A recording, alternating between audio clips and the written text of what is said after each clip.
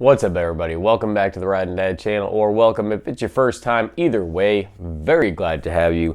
We're talking about something that is super cool. I've not been this excited to do a product review slash overview in a really long time. So let's roll that intro. We'll dive right into it.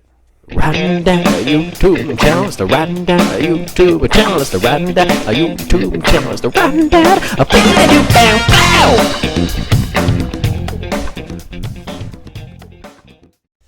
All right, guys, so the brand is OBDPROG. Basically, this is an OBD2 reader slash diagnostic tool for motorcycles. The really cool thing about this is that instead of just a diag tool where like a regular OBD2 scanner or whatever, this is actually ran on an Android platform. So let me show you guys. There's a battery, you charge it up. There's a micro USB, the actual plug for charging, and then this is your diag port, and then normal USB, and it even tells you everything that you have as well. There is this side port that says TF. Let me see what it is. Could not tell you what that is for. I'm sure it's possibly in the direction somewhere. Let me take this off so you guys can see. Look at that, brand spanking new. So when you turn it on, it's basically a tablet. It is a touchscreen. You have access to your apps, programs, home, back, and everything like that. So the tool that is used for this is the diag program. However, when you get it, you have to go to your settings, change. This was set on metrics for me, so I went and changed it to SAE stuff, and then settings, you have to connect to internet and everything, because the really cool thing about this, instead of having to connect it to your computer and do updates and all that stuff like that, you flat out have everything on this tablet, which is awesome.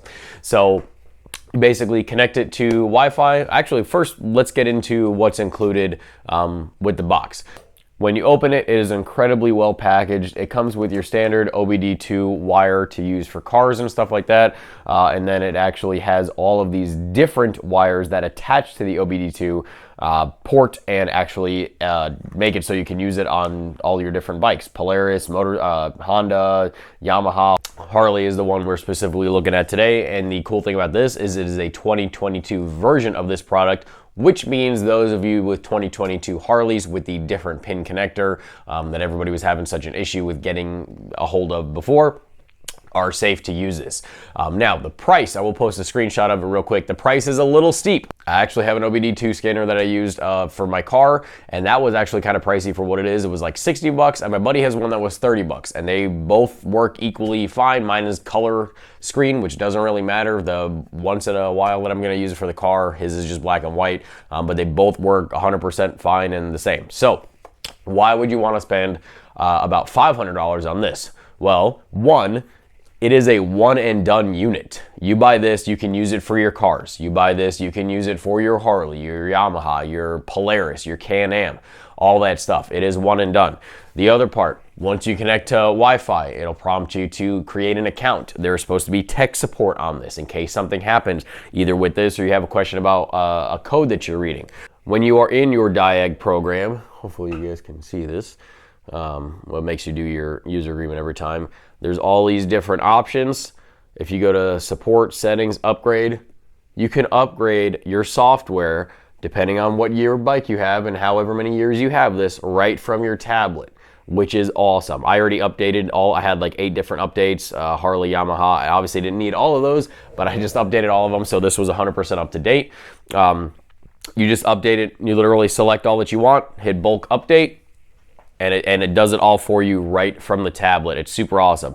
Again, this is rechargeable, so you can store stuff on it. I'm not sure if I'm gonna be able to figure out how to do it because this is really not my expertise. The hands-on physical workings of the stuff is where I'm way more confident with my ability. Computer stuff, just not a computer guy. But supposedly, from what I have read, with this tablet scanner, whatever you want to, this tool, you can cycle ABS brakes, which is awesome because typically the only other way to do that with your Harley with ABS, and I'm sure it happens with all the other bikes, all the other brands as well. The only other way for Harley at least is to bring it to a dealer so they can do it, or you could buy, I think it was V2 Envision or some V2 brand or whatever.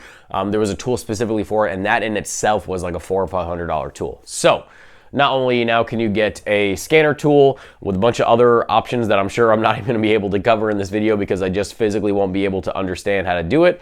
And you could bleed your ABS brakes like 100%, flush them and bleed them because you can cycle your ABS unit. So this is awesome. The quality is very, very good. Let's start hooking it up. So the first thing you got to do is connect your standard OBD2 cord. This is your main wire as it's labeled, and this connects like a typical diagnostic wire like this. So at this point, you could basically go connect it to your car and go read whatever you got going on with your car. But we're going to connect the Harley one, and we're going to connect it to the Harley. I already just disregard everything that's going on here. I'm sending you some other stuff out for powder coating. Just pretend that your bike looks normal. For the Softails, or at least the M8 Softails, the scanner port is on the left, under the left side cover. I currently have my Power Vision connected to it, so we're going to disconnect my black wire from the gray. The gray is what the bike is. However, if you are not running a Power Vision or something that is plugged into your ECM port, you will just have this gray with this gray connection port on your bike empty with like a little rubber grommet attached to it. So that is what it will look like. But I'll bring you guys a little bit closer. We'll plug this in and see what I can figure out with it. All right, and I will tell you guys also that I actually have, I should have a bunch of codes already being thrown because I recently did a bar job that you guys will see in a video after this. I recently did the bar job, and I specifically turned the bike on while everything was disconnected. So I know I will have codes being thrown because I knew I was about to get this. So I know there's some stuff. So let's exit out of that. We'll start 100% brand new. All right, so once you're ready to go, hopefully you guys can see this. I'm trying to get as little glare. That looks decent. So you enter your diag program. Makes you agree every single time. Hopefully you guys can see that. Let me see if maybe if I zoom in it'll be better. I'm trying to make this as easy for you guys to see as possible. There you go. It should be good. So Harley is obviously what we're running. That's the only version of it. Auto identify. It comes up with the code. Keep in mind the bike has to be on, but it keeps not like starting, but on. Shows you the VIN, so make sure that your VIN matches. This is especially important if you're going to buy, or you already have bought a used bike. Make sure your VIN matches everything. And there we go. Now these are all the options: diagnose, special adjustments, speedometer, rev counter, ABS. So let's see what we got in here. ECU information, read fault codes. Let's see what fault codes I have. Look at all this stuff. I knew I was gonna have a bunch of, is that it? Just these 4 or 5, whatever there is? Yeah, just these 5, I guess. So these are all the codes we have. So let's go ahead and check this one, see if we can do anything with this, or if we can just, we're just in reading. See, so we're in read fault codes. So let's go ahead and go back. Now we read all the fault codes, so now we want to erase. So please confirm ignition switch is turned on, the engine does not launch. Yes, that's correct. DTC data, or DTC will be cleared, want to continue. Yeah, erase fault codes successfully. So now let's read. And we have nothing because they are erased. So we'll go back. It won't let you, I have to acknowledge that, I guess, first. So there's active test, special function. Let's see what special function has. Some adjustments or settings may cause vehicle failure. Is recommended to refer to the owner manuals. Okay, I agree. Password 123, please. So I guess that's the password. So we're not going to go too far into that one. I want to log out of this option. So we're still in the 18. We're in Yes, I want to go back one more time. There we go. So now we're in all these different options that you have. And again, I don't know what I'm doing necessarily, guys. So this is a lot of stuff that I'm sure you might know way more about than I'm, depending on who you are watching this. But let's see what we got in special adjustments. So there's ABS bleeding, change vehicle configurations, chassis management, change vehicle configuration injection or injection. So let's go ECU information. This is for my speedometer, or I'm sorry, my ABS. So read data flow, live data, state live data, different codes that we could check, a whole bunch of different stuff. Let's go back, rev counter, diagnose all these different things. Again, there's ABS up here. Let's see what we got in there, ECU information again. So as you guys can see, just a ton of different options that you guys can do on here, and there's a lot of stuff that I don't even know. But just then and there, we checked our codes and we erased them, and that is probably like 1/10 of what we can do with this system. And so here's something else pretty cool that I just kind of found out just in my few minutes of playing with it. Diagnose of left and right side. Here we go. So you hit left, obviously that's the version you're in. We'll do read data flow, and you look at all these different options that you have on your left. So we'll hit all and enter, and you can select all the different ones, but here are all of the different things. So right now, my low beam switch, so you say I use it and it says on. Police front light switch, it's obviously not for this bike, but low beam switch, you can see it's moving, and I'm hitting my my intermittent brights. So let's see if there's another part from, here's the high beam switch. So it should be off, right? Because that's my intermittent one, which is on here labeled as low beam switch. But if I hit my constant on, you know, where you hit it and it's left on, that's, yep, there we go, high beam switch. So this is really awesome. Let me see if, let's see what else we got. Clutch switch. So clutch switch is released, and now I'm engaging my clutch, and it says depressed. Released it, engaging, depressed. So you can do here, partial odometer switch. That should be my trip. Yep, so every time I click it, it flashes on to off because I'm rotating. And if I hold it, it'll say on, but I don't want to hold it too long because I'm going to wind up resetting wherever I'm at, and I don't want to do that. So this is awesome because you can troubleshoot stuff. If something is going wrong and you're having some sort of electrical issue, or you just did a handlebar jar and something's not communicating, you can go ahead and get into your left side switches, your right side switches, and go into here and see just exactly what switch is working and what switch is not, which is just an awesome way to go ahead and troubleshoot stuff. And I don't believe any other typical OBD2 or, you know, motorcycle scanner diagnostic tool is able to do that right now. The other cool thing is every time it is connected, it'll tell you what your battery voltage is. So yes, just a whole bunch of different, just cool, awesome stuff that you could do with this that is, in my opinion, worth every penny. Honestly, having had this, and yes, I did, like I said, I did get it for free, but having had this, I would probably go ahead and buy the money, especially if I didn't have a Power Vision. For those of you who know, the Power Vision shows the codes, you can read and clear them, but it doesn't do any of this stuff. And I would definitely, if I did not have the Power Vision, definitely invest in something like this to go ahead and troubleshoot any issues I might have or in-depth read everything. So it's very, very cool. It's pretty user-friendly. And again, we're not even scratching the surface of what this thing is capable of. All right, guys, so that's about all I feel comfortable doing with this.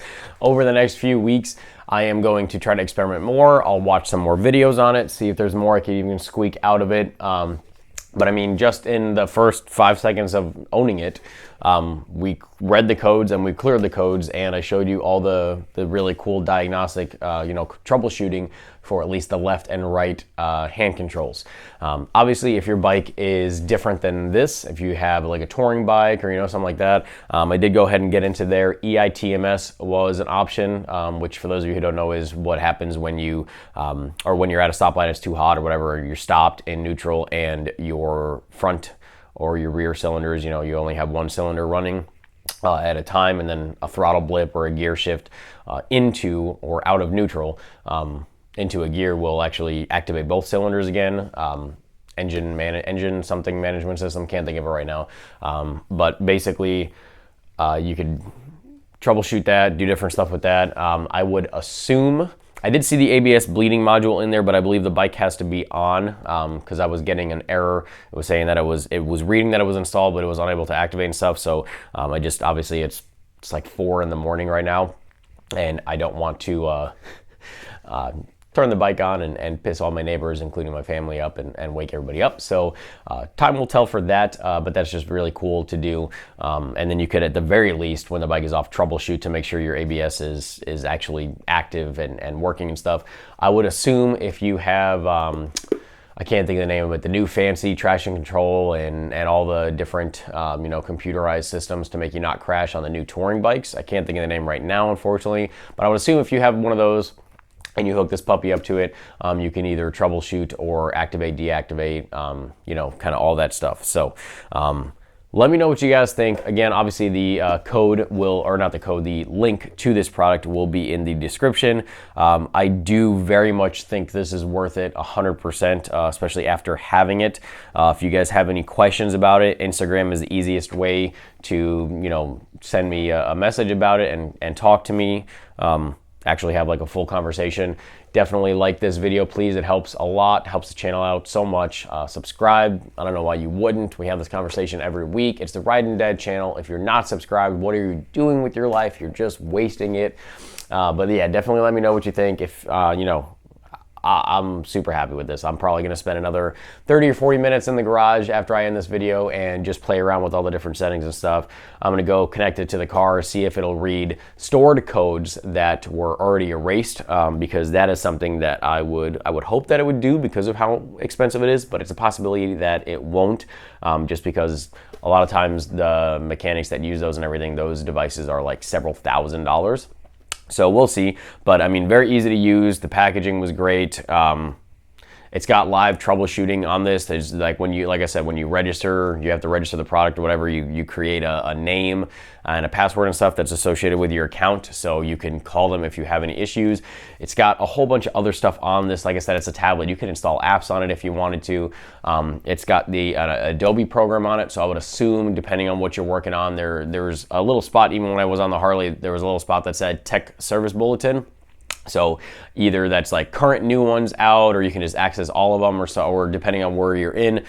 So like I said, it's just got so much stuff. Definitely worth it. So thank you to the guys that sent me this again. And I appreciate everybody that ever helps out the channel. And hopefully you guys are gonna go get yourself one of these. It doesn't help me out at all. I have no affiliate link or anything set up. I just hope that you guys would get it because it's a really good product. And especially if you have a couple different bikes or a couple different cars, it's a one-stop shop, gets everything done. I think it's great. I think it's relatively future-proof, I would assume, because of how they did this with a regular OBD2 port, like it's the main cable.